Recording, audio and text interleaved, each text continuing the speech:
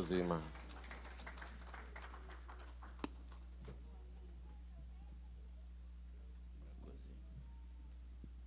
Haleluya. Haleluya. Mbese turishimyera?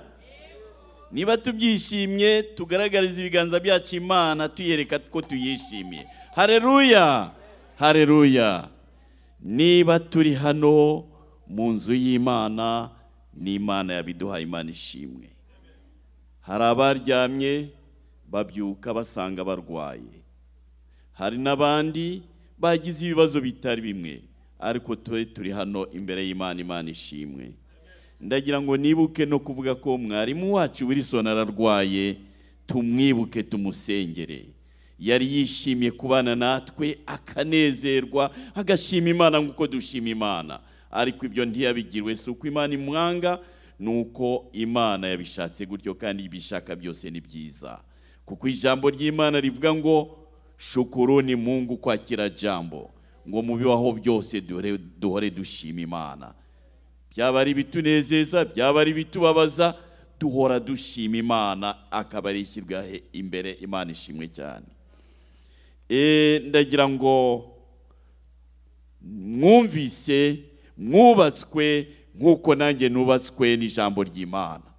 Ijambo ry'Imana ngo uhereye mu gihe cya Yohana Umubatiza hari amagambo menshi, ariko ijambo yatubwiye nuko ubwami bw'Imana buratwaranirwa. Imana idufashe, buratwaranirwa.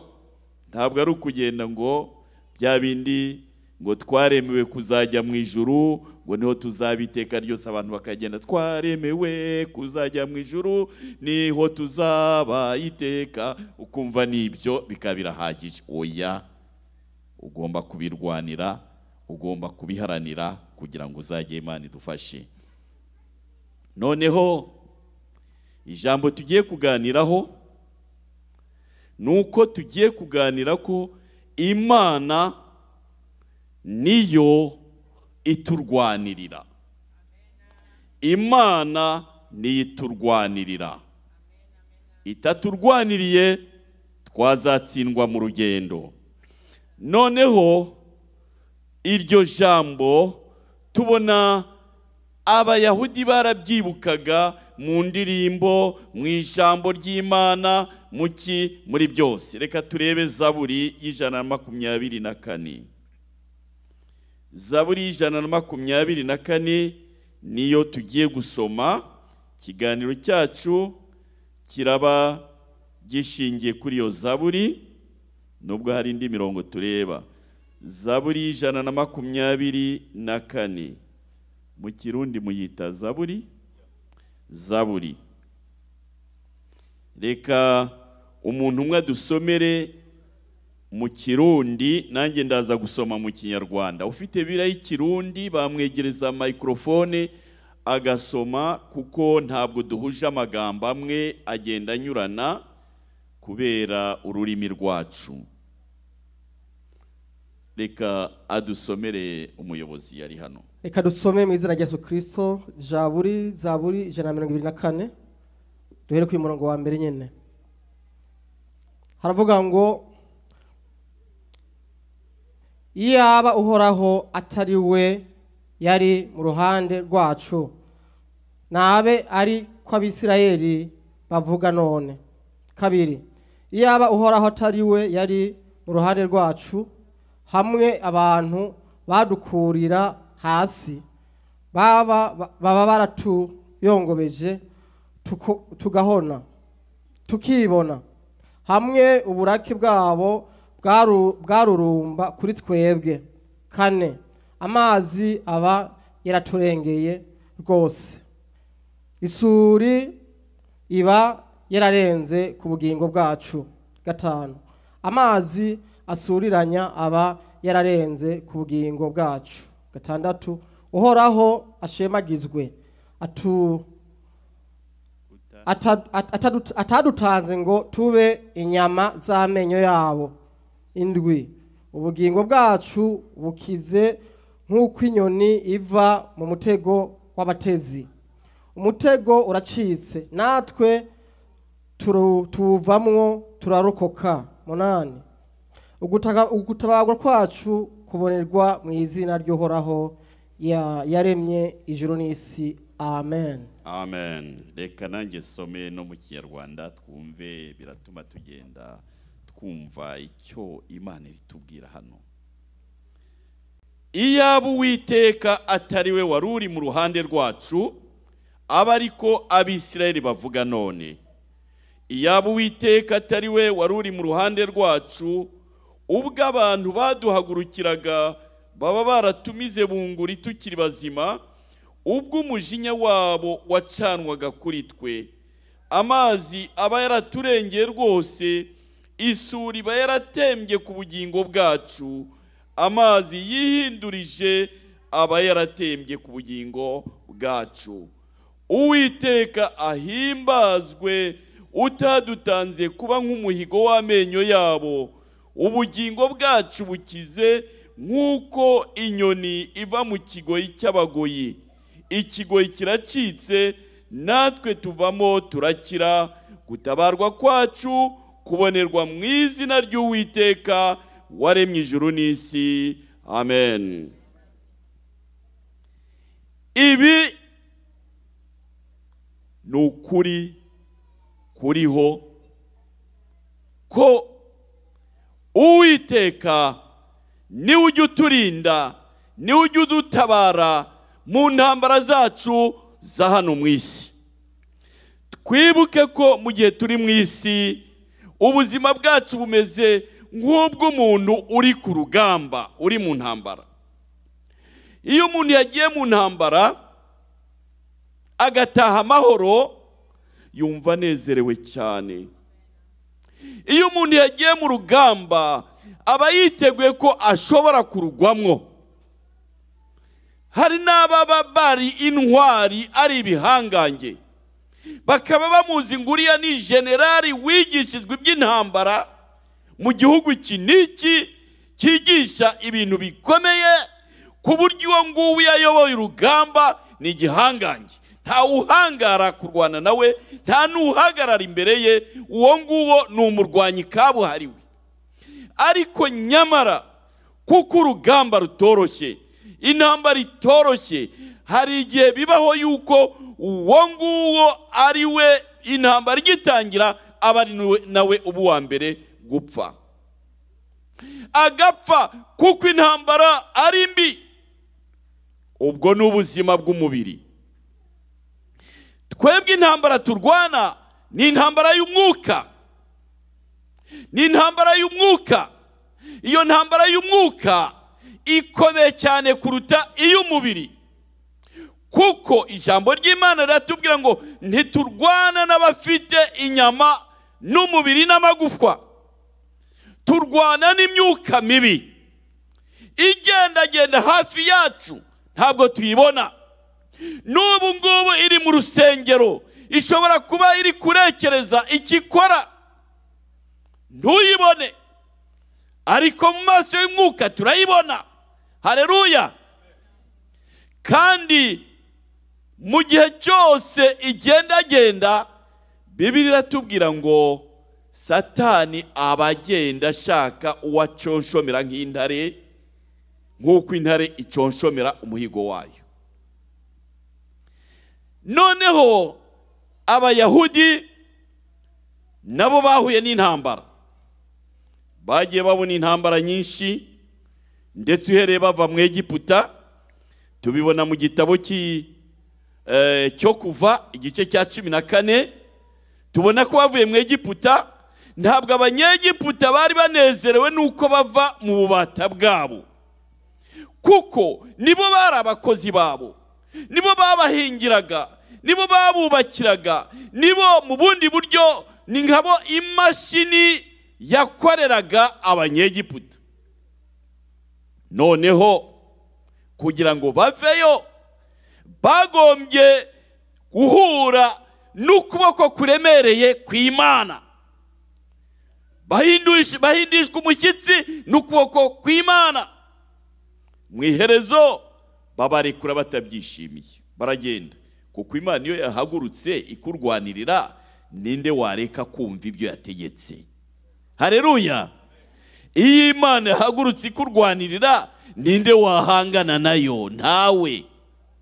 Mu rugamba Imana ntigitsindwa. Imana ishimwe cyane. Noneho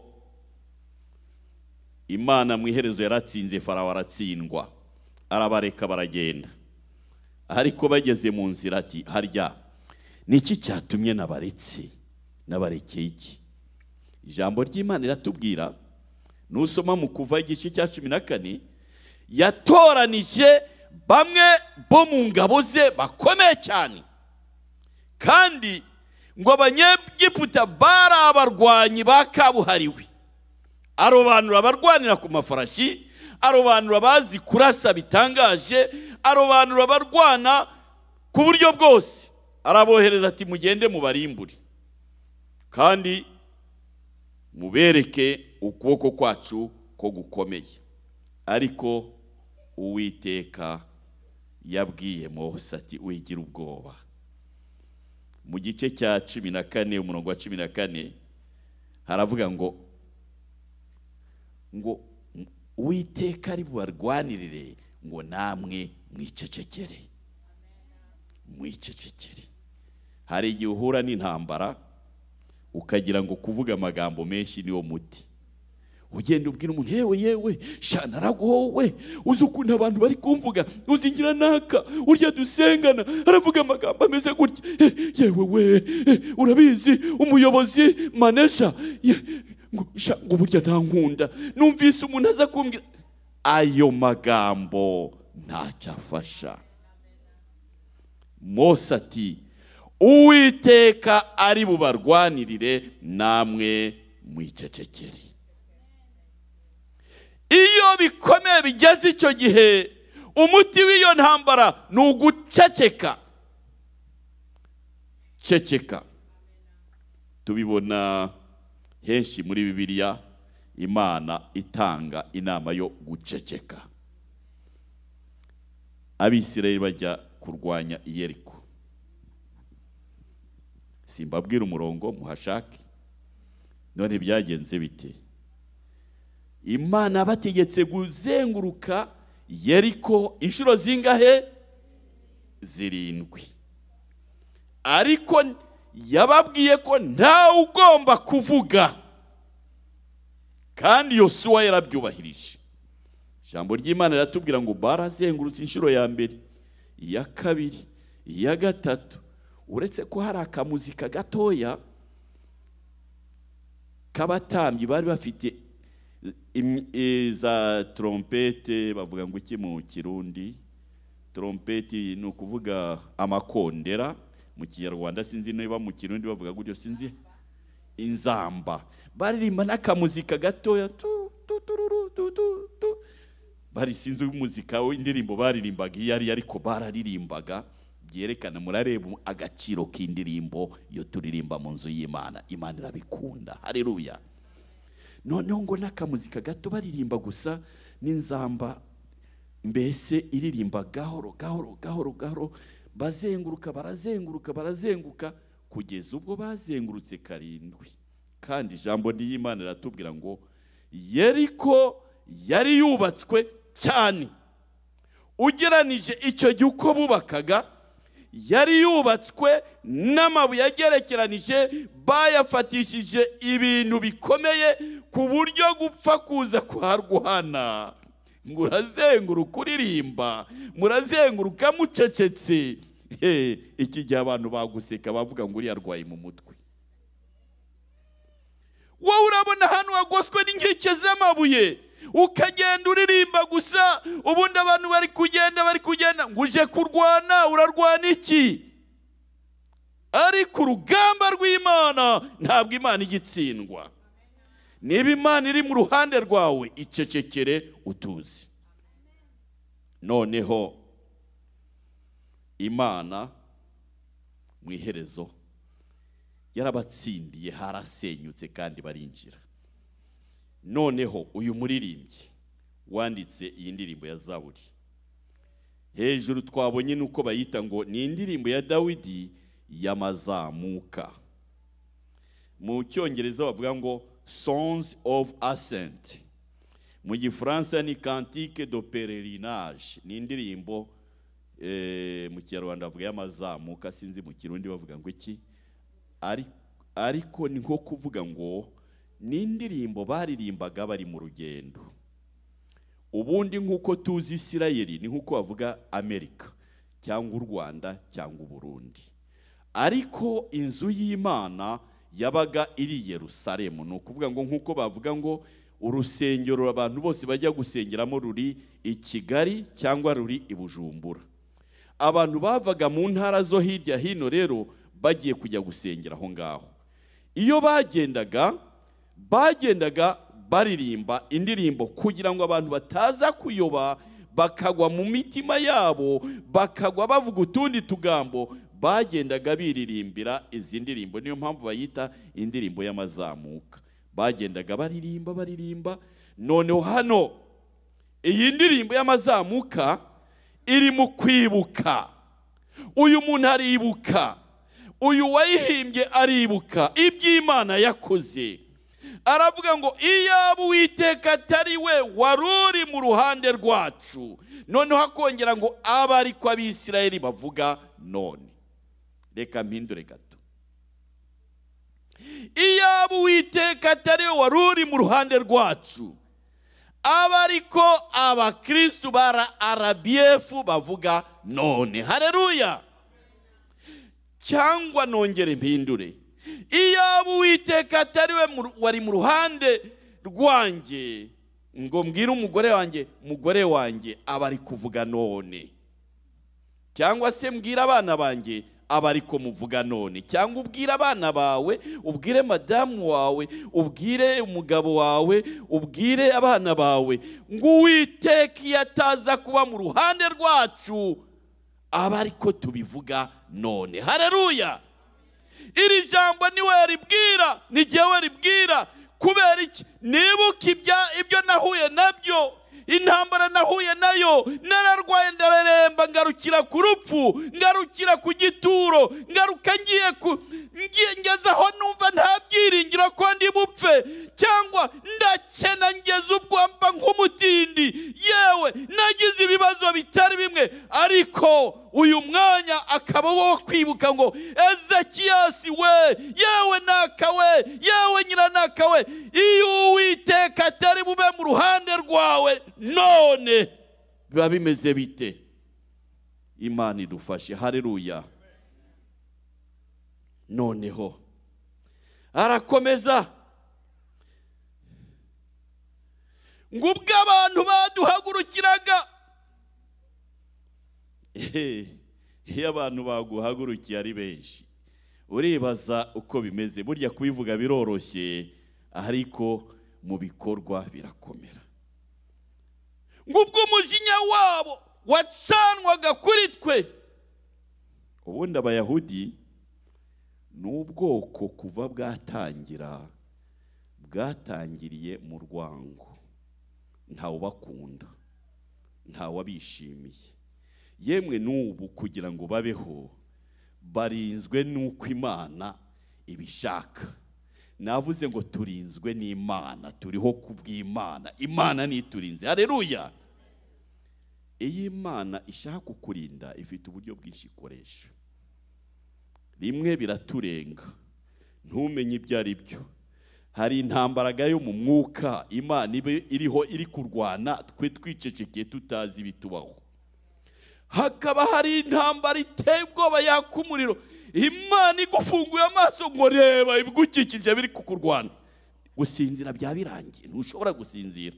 Ariko ibyo irabiturinda, ikarwana gusa, ikarwana nawe wicecekeye umeze gutya, uratuje n'abana bawe n'umugabo wawe n'umugore wawe n'iki. Ariko Imana iri kurwana intambara imeze ite? Iteye ubwoba. Kuko ijambo ry'Imana ngo ntiturwana n'abafite inyama n'umubiri cyangwa n'amagufwa n'amaraso. Ni imyuka mibi iteye ubwoba, ariko Imana iraturwanira. Imana ishimwe cyane. Noneho uyu muntu w'Imana aribuka, arakomeza yibuka ko Uwiteka atabatanze nko kuba nk'umuhigo w'amenyo yabo. Tugaruke ahandi. Farawo arabakurikiye, arabakurikira. Ariko se uzi uko abantu babonye ukuboko kw'Imana? Bampaye igihe kirekire nta nusobanura, ubwo rero ndagiprofita mu mbabarire. Babonye ukuboko kw'Imana bari mu Egiputa. Imana yabahaye amazi meza baranywa, ariko abanyegiputa ibaha amazi ameze nk'amaraso, nabo banga kuyanywa. Imana yabahaye ituze mu gihe baryamaga n'iki, ariko abanyegiputa bari bafite ibikeri byuzuye hose no mu buriri bwabo badashobora kuryama. Imana yishe abana b'imfura b'abanyegiputa, ariko abayahudi bararindwa. Ariko bamaze kubona Farawo abakurikiye, bibagirwa ko za mbaraga zikiri kumwe nabo, bibagirwa ko yabarwaniriye ikiri yindi. Bahindukira na Mose, batangira kumutuka ibitutsi byinshi. Mose njya nkunda kuvuga yari umupastori mwiza, wihanganaga cyane, wihangana kukantu gato ko ku munota wa nyuma, ni nko kuvuga ngo yewe ndi umuntu noneho nanjye birananiye. Noneho Mose baramuhindukirana, bamubwira amagambo menshi bati, Mose we, mbese nta mva zari mu Egiputa? Mose abantu iyo bari banavuga n'amagambo akomeye wenda bati, dore uko areba, dore ibyisobye, dore uko umeze, dore urutwe rwe, dore uko ameze. Barya karungu wadukuye mu Egiputa kugira ngo turimbukire hano. Abantu barya bamera nabi, ariko Mose ati, nimuhumure, nimutuze, Uwiteka ari bubarwanirire, namwe nimwicecekere. Haleluya! Niryo jambo ry'umupastori mwiza, umushumba mwiza, udahaguruka ngo atangira nuko mumbwiye nakawe uriya mu muce mumurebe mujye kumuce. Oya, Mose ati, mutuze. Imana ishimwe cyane. Noneho mu kanya gato Imana yo ibirabonetse. Mujye mumenya ko Imana ikorana n'abashumba banyu, Imana ibaha umugisha. Murabyumva? Imana ikorana n'umushumba wanyu, nababwira mujye mwumva ko Imana yamuhumekeyemo, kandi mumenye ngo ibyo ababwira mukora nijuru dukorera Imana ishimwe. Apana nk'abandi b'abanyamubiri, iyo bagiye mu mubiri bavuga ngo ni ukugira ngo bibonere ibyo barya abapastori n'ibiki. Twebwe turarwanira ijuru, ntabwo turwanira ibya hano mu isi, kuko ibyo dufite byose tuzabita, ariko tuzaguruka twigira iwacu. Imana ishimwe cyane. Haleluya! Noneho abantu bageze, noneho urumva bari begeze mu kaga, kandi urabibona koko. Navuze ko iyi zaburi ni zaburi yo kwibuka ibyabaye. Noneho imbere yabo, ugiye mu buryo bw'abantu byari bikomeye, imbere yabo hari inyanja nini, inyanja itukura. Ngorana n'Abetiyopiya njya mbabaze, se ugeze ku nyanja itukura ubona ari amaraso, isa n'amaraso koko? Bakanseka bati, reka da, ni izina ryayo gusa, ntabwo itukura. Noneho iyo nyanja ari nini, bayigeze imbere, hirya hari imisozi miremire, ibumoso hari imisozi miremire, inyuma yaho hari ingabo nyinshi ugira ngo ni nk'umusenyi wo ku nyanja, baje ngo nibo bashaka kurimbura. Ariko se bo nabo ntibatekereje, birengagije, bibagiwe kwa kuboko kwabaremereye, bagira ngo kwagiye. Noneho nibwo Mose arabareba, yakoranaga n'Imana, umwuka wera yaramuyoboraga, yumva uko umwuka mwiyoborera. Uyobowe n'umwuka wumva winezere, wuzuye ibyishimo byinshi cyane. Ndibuka umunsi nari mbatijwe mu mwuka wera, aho nari mfukamye, narasenga, numva umunezero, basa n'abamenye umunezero mwinshi mu mutima wanjye. Abanyeshuri barangije gusenga baragenda, twatangiye gusenga ari saa 4 mba ndafashwe. Noneho ndakomeza nezerewe, nibwo naje kumva umumisiyoneri wa rundi uruhande yankozeho ngo amina. Numva imbaraga zose zirarangiye, ndahindukira angiriye nabi, nindunkozeho mbona n'umumisiyoneri basi ndihangana yitwaga Lindorf. Byari bigeze saa 8 kandi igihe nabonaga ari nk'akadomo gashize. Icyakora ku mavi hari ibisebe sinigeze mbyumva, amaboko yari ku meza yacitseho ibisebe hano ntabwo nigeze mbyumva. Numvaga ari umunezero buryohe gusa. Kubibabwira utigeze agera muri uwo munezero yabyumva, ntabwo byoroshye kubyumva uwo munezero. Noneho nibwo urabona Imana ibwira Mose, umunyamwuka wari uhagarariye ijuru wari uhari, ati Mose nicyo ufite mu ntoki, iyo nkoni yawe itambike hejuru y'amazi. Tambika hejuru y'amazi, amazi ngo hwa hahita habonekamo inzira nziza cyane, barambuka. Abisirayeli barambuka mu munezero mwinshi cyane, barambuka baratambuka. Abandi ntibamenye icyabikoze, ngo baje kubareba, baje kubakurikira, barahurura baraza. Ariko ngo bamaze kwambuka bose, muzi cyabaye, musome icyo gice sinjya kubusoma ayo magambo. Ngo bamaze gutambuka, Mose ni umushumba abonye intama ze zitambutse, abanyegiputa baje ngo nabo barashaka gutambuka. Imana ikintu cya mbere akoze, yitamuriye mu gicu, ubwiza bwayo irabuhishura, noneho iritamura itangira kubareba. Niko birivuga, itangira kubareba. Ariko yabanje kugenda ikina ku magare yabo, amagare yayo yakoroga agakururuka biruhije akagenda biruhije. Mu iherezo ngo iritamura mu gicu irabiyereka. Nibwo imaze kubiyereka ngo bose batangira kuvuga ngo ngo Imana iri kumwe nabo, ngo iraturimbura, bashaka gusubira inyuma. Ntibyaboroha. Imana ibwira Mose ngo tambika inkoni hejuru y'amazi. Amaze gutambika inkoni, amazi yose araza yirenzaho abanyegiputa bose bararimbuka. Uko niko Imana irwanira abayizeye iteka ryose. Haleluya. Ijambo ry'Imana ritwereka ko Yesu Kristo adahinduka none n'iteka ryose. Haleluya. Imana niba iri mu ruhande rwacu, ninde uzaba umubisha wacu? Noneho hari ikindi ariko ijambo ry'Imana ritubwira.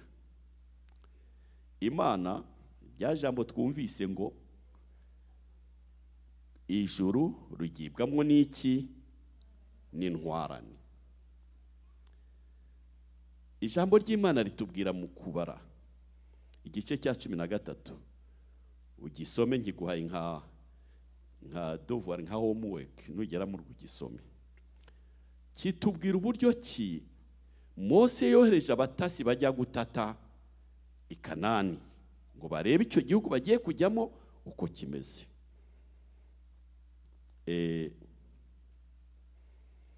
Noneho abatasi baragenda. Bamaze kugenda, bagiye aho ngaho, mu mbabare gatoya, bagiye muri icyo gihugu cy'i Kanani kureba. Ijambo ry'Imana ritubwira yuko ngo bararebye, ngo ariko ngo bamaze kwitegereza uko hateye, baragarutse bazana raporo bagomba kubwira uwabatumye. Noneho muri iyo raporo haravuga, ndagira ngo twibuke ko Imana iturwanirira, Imana irwana intambara kubera twebwe. Noneho ku murongo igice cya 13 cyo kubara umurongo wa 13, raporo batanze baravuga bati, twabonyemo abantu barebare banini.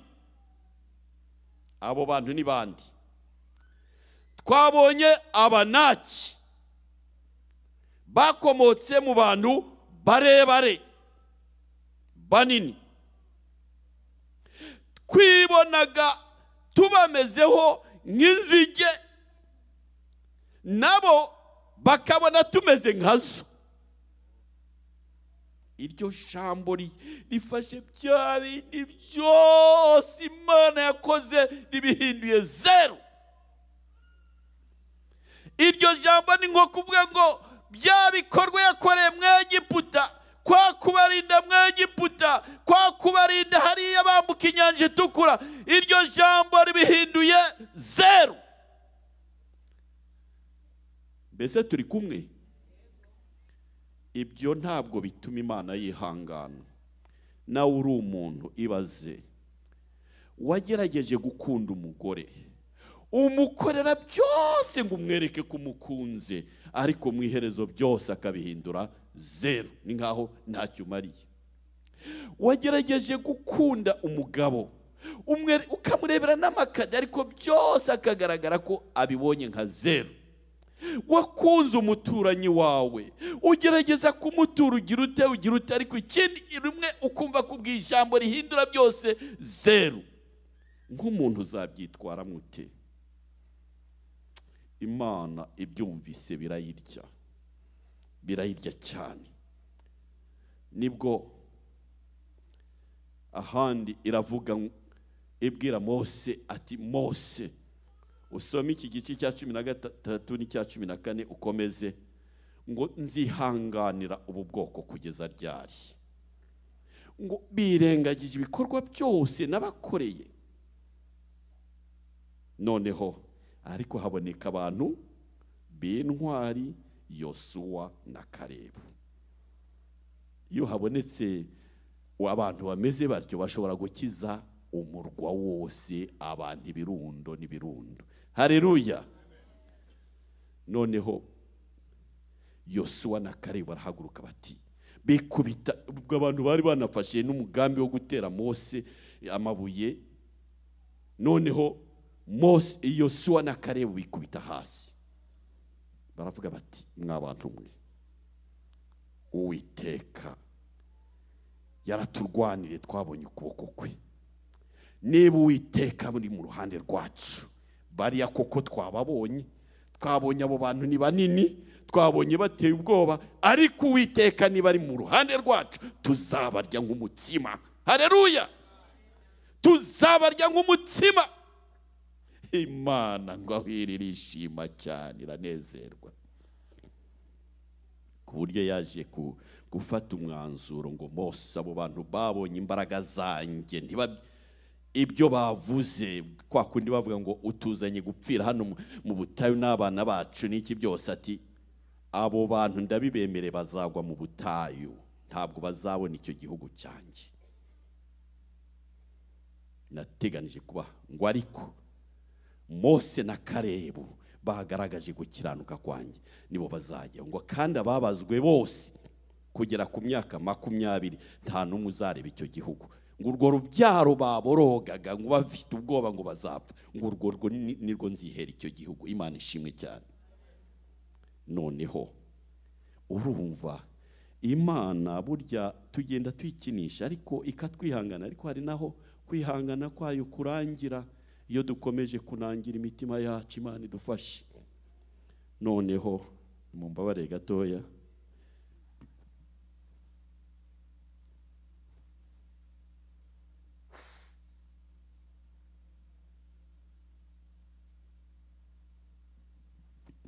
noneho ubwo ngubwo reka turebe noneho mu Baheburayo uko bimeze, uko havuga ibyo bintu. Twe gukomeza tuvuga mu mutwe gusa. Abaheburayo igice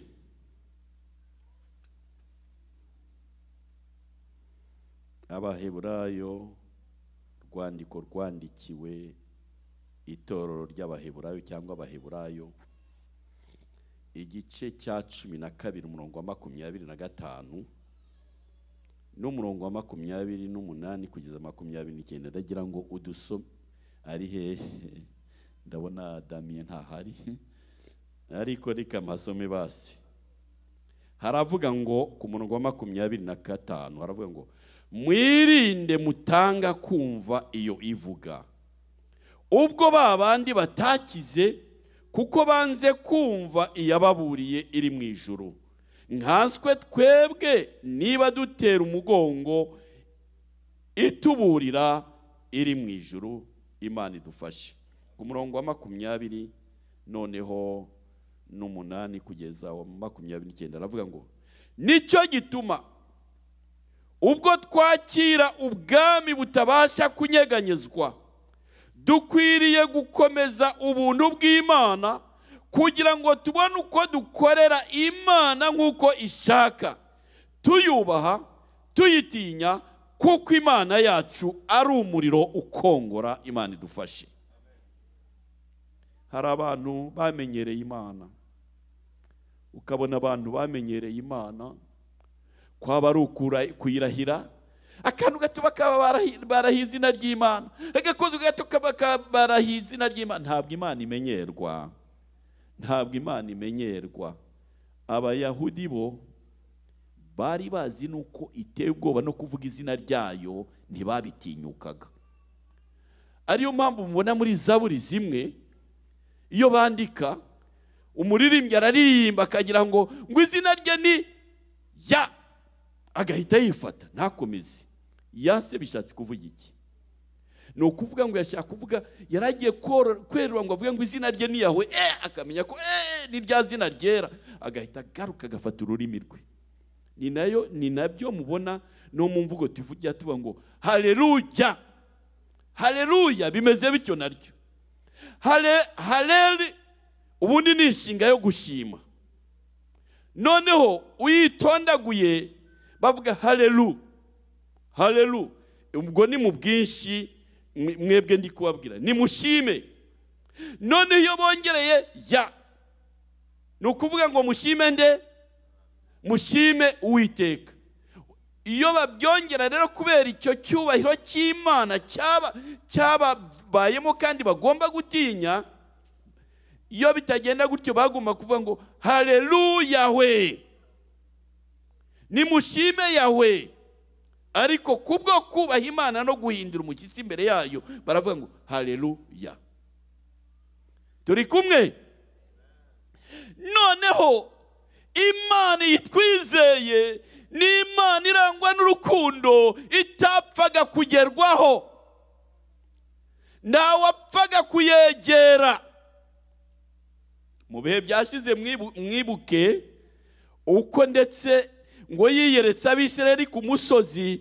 Muribuka ko byanditse ngo nihagira n'itungo ryegera uwo musozi ngo baryicisha amabuye, ngo ntihagire uwo ari we wese uhegera uretse uwehaye icyubahiro Mose. Ijambo ry'Imana ritubwira ngo iri ku musozi, uwo musozi wari uri kugurumana umuriro, yahise yamagara ngo Mose zamukuze hano, kuko yashaka kubahisha umugaragu wayo imbere y'abantu.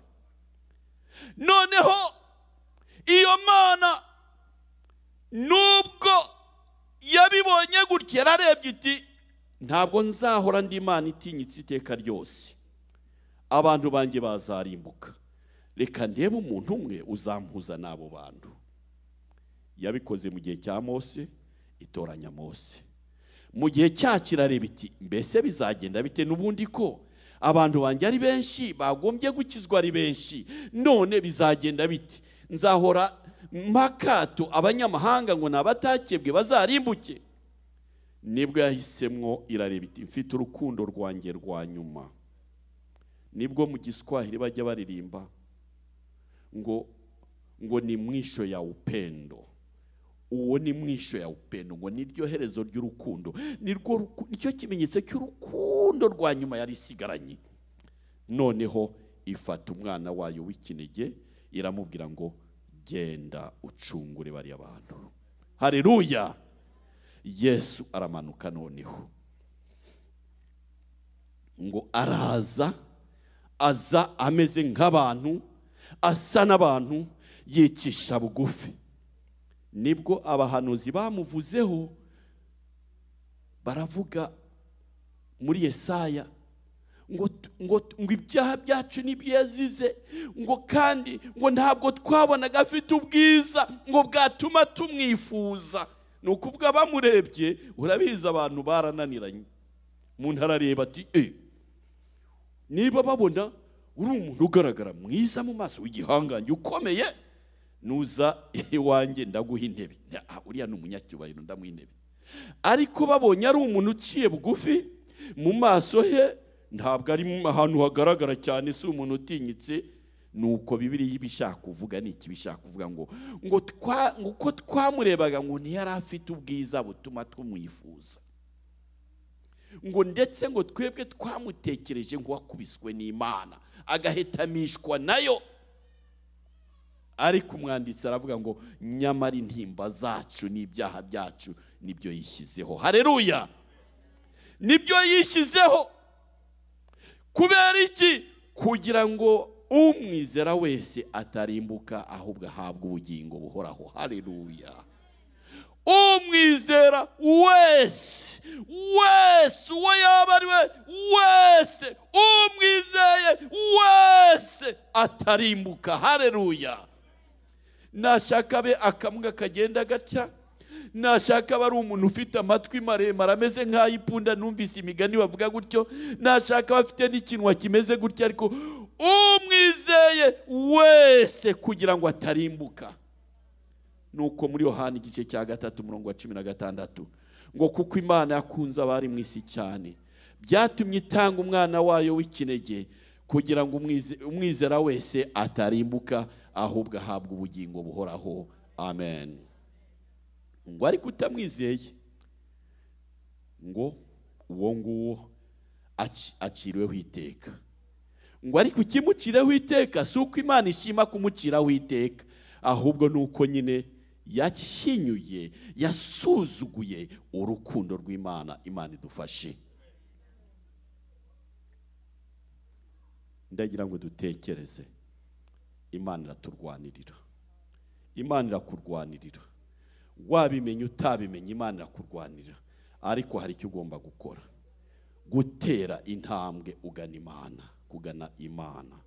Nugana Imana, ibiguteye ubwoba byose nta bizaba biteye ubwoba bigihari, Imana izabyoroshya.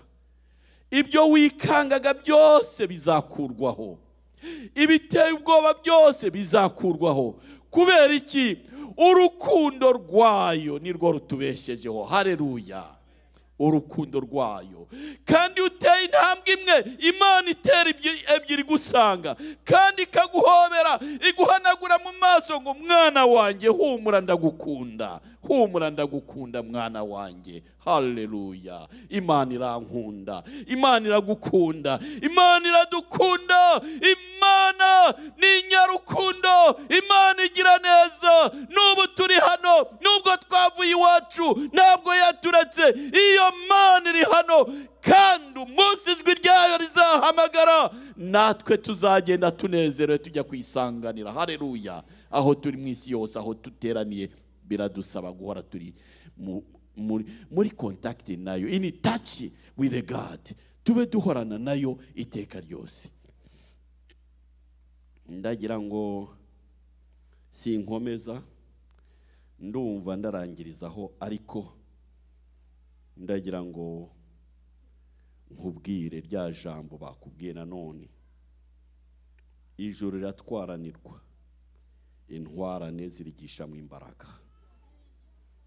Iyo byumva, iyo dusoma mu Baheburayo igice cya 11 bavuga intwarane zo kwizera, ubona ari umukino. Burya kuririmba iby'abandi inkuru mbariranira tuba, ariko se ugira ngo biroroshye? Mu Baheburayo igice cya 11 iyo bavuga ngo kwizera niko kwatumye Aburahamu yumvira Imana imuhamagariye kujya aho yari agiye kuragwa, nuko agenda atazi yayo. Uragenda gusa ugira ngo ni umukino, yarazi cyari gukurikira. Ntabwo ari umuntu uvuga nk'uko mu Kinyarwanda bamwe bajya bavuga ngo umupfapfa uzi ukabwira agahita yemera nta kindi. Oya, yarazi icyo akurikira. Kandi nanone Bibiliya ikatubwira ngo uburyo bamwe babicishije inkota, abandi babagize bazeraga bambaye ubusa, babarenganya kubera kwizera kwabo, ngo ariko ngo ntibemeye, ngo iyo bakumbura iyo bavuye ngo baba barasubiyeyo, ngo ariko banze gusubirayo. Kubera iki? Bari bazi iyo ngiyo bashakaga ikindi gihugu kiruta icyo bari barimo, aricyo twese turi guharanira kujya mu ijuru. Biradusaba kugikorera rero. Haleluya. Ndagira ngo ndangize ariko ngusabe, mbese urashaka ko tugusabira, abagaragu b'Imana bagusabira kugira ngo utunganye ubugingo bwawe? Urashaka gutegura umutima wawe kugira ngo ubwiza bw'Imana bukumurikire, unezerwe, ikugire neza, iguha umugisha, igibana nawe mu kazi kawe ka buri munsi, igibana nawe mu rugendo rwawe, igibana nawe mu muryango wawe, igibana nawe muri byose. Niba witeguye, turagufasha gusenga Imana kandi Imana iraguha umugisha.